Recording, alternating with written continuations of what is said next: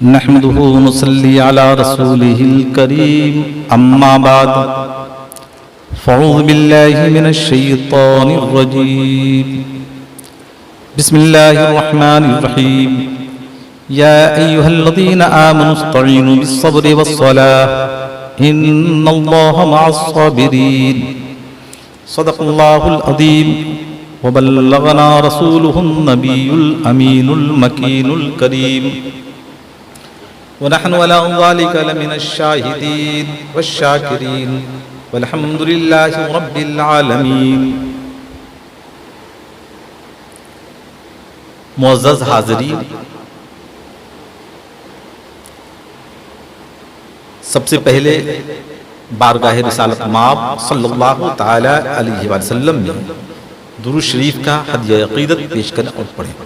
अल्लाहुम्मा सल्लि अला सय्यिदिना व शफ़ीना व मौलाना मुहम्मदिन बारिक सल्लिम सलातुन व सलामुन अलैका या सय्यिदी या रसूलल्लाह सल्लल्लाहु तआला अलैहि वसल्लम।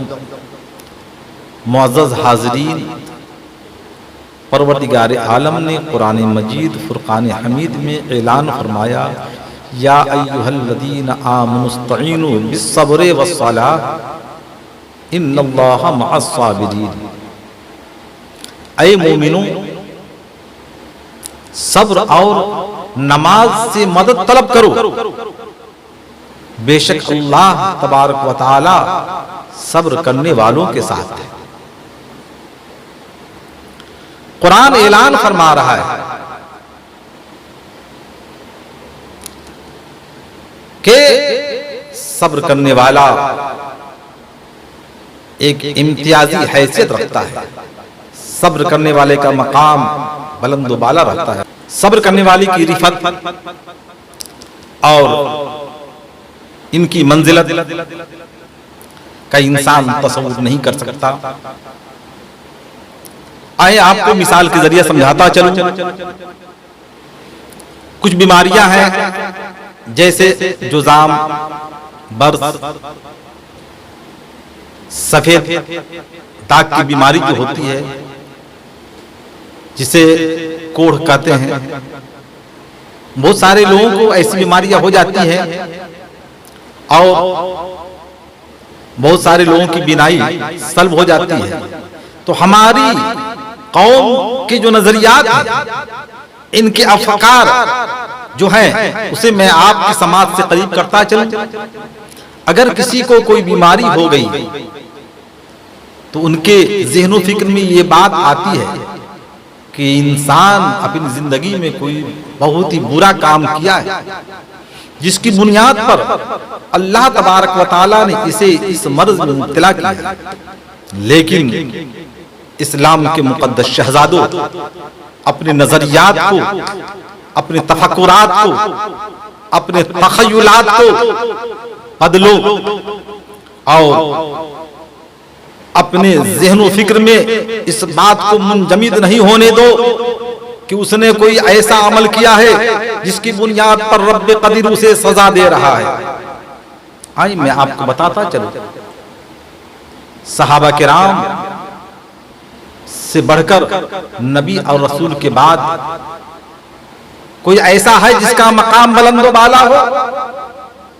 हजरत जाबिर बिन अब्दुल्लाह रदियल्लाहु ताला अन्हुमा, जिनके घर की दावत कितनी मशहूर है, और हजरत जाबिर रदियल्लाहु ताला अन्हु बारगाह रसूल सल्लल्लाहु ताला अलैहि वसल्लम में किस कदर करीब थे, उनका मकाम आपकी बारगाह में कितना बुलंद बाला था।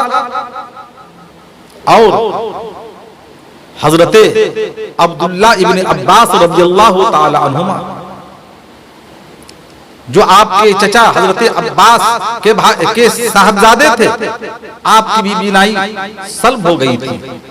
तो किसी की बीनाई सल्ब हो जाए, इससे इंसान के तफक्कुरात, तख़य्युलात में ये बात नहीं आनी चाहिए कि इन्होंने अपनी जिंदगी में कोई ऐसा अमल किया है जिसकी बुनियाद पर अल्लाह तबारक व तआला इन्हें सजा दे रहा है।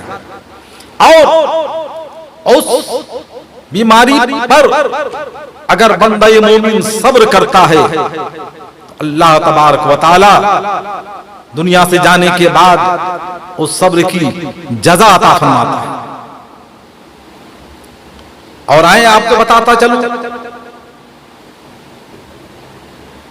हजरत ज़करिया अलैहिस्सलातु व तस्लीम अल्लाह के नबी गुजरे। जब आपको आपकी कौम ने परेशान करना शुरू किया, सताना शुरू किया और आप पर हमला करने का आपकी कौम ने इरादा किया, तो आप वहां से निकले और छुपने की कोई जगह नहीं मिल रही थी। आपने एक पेड़ से कहा, मेरे लिए तुम रास्ता खोल दो ताकि मैं तुम्हारे अंदर दाखिल हो जाऊं। तो पेड़ ने आपके लिए रास्ता खोल दिया, आप उसमें दाखिल हो गए। पेड़ ने आपको छुपा लिया। पीछे से आपके जो दुश्मन थे, जो ताक़ुब कर रहे थे, आए तो शैतान ने पूरी बात उन लोगों को बता दिया और उनके ज़हन व फिक्र में इस बात को डाला कि आरी लो और पेड़ को काटो। जब तुम पेड़ को काटोगे तो वो भी कट जाएंगे। यहां आपकी फिक्र को मैं देखना चाहता हूं और आपकी समझ से अपनी समझ को मिलाना चाहता हूं कि हजरत ज़करिया अलैहिस्सलातु व तस्लीम पेड़ से कहे, पेड़ ने रास्ता दे दिया, आप उसमें चले गए, उसने आपको छुपा लिया। तो अल्लाह के नबी थे, आप छुपे हुए थे। आपके साथ जो हालात रूनमा हुए, शैतान ने पूरी हकीकत की अक्कासी कर दी, पूरा वाकया उनके सामने पेश कर दिया। उनके ज़हन व फिक्र में इस बात को रख दिया कि आरी से पेड़ को काटो, वो भी कट जाएंगे। तो आने वालों के ज़हन व फिक्र में ये बात बैठ गई और उन्होंने आरी से काटना शुरू किया। अल्लाह अकबर। जब आरी आपके दिमाग पर चली तो आपने एक बार उफ कहा या आ कहा। परवरदिगार आलम ने इरशाद फरमाया, ऐ ज़करिया, अगर दोबारा तुम्हारी जबान से उफ की आवाज निकलेगी तो साबिरीन की फहरिस्त से तुम्हारा नाम मैं निकाल दूंगा। अल्लाह। आरी चल रही है, दिमाग पर आपके दो टुकड़े हो गए। अल्हम्दुलिल्लाह सुम्मा अल्हम्दुलिल्लाह। हजरत ज़करिया अलैहिस्सलातु व तस्लीम मुकम्मल तौर पर साबिर बने रहे और आपके दुश्मनों ने आपको दो हिस्सों में डिवाइड कर दिया।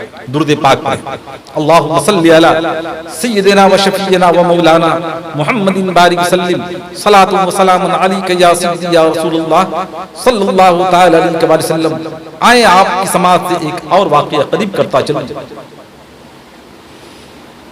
बनी इसराइल के अंदर एक इंसान था जिसके आमाल बुरे थे, जिसके अंदर सारी बुराइयां थी। उन लोगों ने हजरत मूसा अलैहिस्सलातु व तस्लीम की हुजूर अर्ज किया कि ऐ मूसा कलीमुल्लाह, इसे हम लोगों से दूर कर दे, वरना ऐसा न हो कि अज़ाब इलाही का नुज़ूल हो तो हम तमाम इज्जत में आ जाए। परवरदिगार आलम ने हुक्म दिया, ऐ मूसा, इसको बस्ती के बाहर कर दो। हजरत मूसा कलीमुल्लाह अला नबीना अलैहिस्सलातु व तस्लीम ने उस बंदे को बस्ती से बाहर कर दिया। फिर हुक्म इलाही हुआ, इसे जंगल में डाल दो। हजरत मूसा कलीमुल्लाह अला नबीना अलैहिस्सलातु व तस्लीम ने उसे जंगल में डाल दिया। अब जंगल के अंदर कोई उसका पुरसाने हाल नहीं है, वहां न पानी है न खाना है, इस तरह की कैफियत है। उस हाल में अल्लाह रब्बुल इज्जत के हुजूर अर्ज कर रहा है, या इलाहल आलमीन, हम गुनाहगार हैं, हम सियाकार हैं, हमारे अंदर सारी बुराइयां हैं। ठीक है, तेरा हुक्म हुआ, तेरे रसूल ने हमें यहां छोड़ दिया, लेकिन ऐ रब्बे कदीर, हम तेरी हर रजा पर राजी है। काश मेरा आखिरी वक्त है, कुछ खाने को मिल जाता, कुछ पीने को मिल जाता, मेरी वालिदा मेरे सामने रहती तो कुछ मुझे उनसियत होती, मेरी ज़ौजा मोहतरमा रहती तो कुछ आफियत होती, मेरे बच्चे मेरे सामने रहते तो मुझे कुछ खुशियां मैसर होती। अल्लाह तबारक व तआला ने फरिश्तों को हुक्म दिया कि इसकी माँ, इसकी बीवी और इसके बच्चों की शक्ल में तुम लोग वहां हाजिर हो जाओ। जब फरिश्ते उसकी माँ, उसकी बीवी और बच्चों की शक्ल में वहां पहुंचे, उस बंदा ने जब देखा तो खुशी की कोई इंतहा न रही। उसने कहा, ऐ रब्बे कदीर, तेरा करम है और तू मुझे जिस हाल में रखे मैं सब्र कर रहा हूँ। ऐ अल्लाह, तेरी हर रजा पर मैं राजी हूँ और मुझे इससे बढ़कर खुशी क्या नसीब होगी।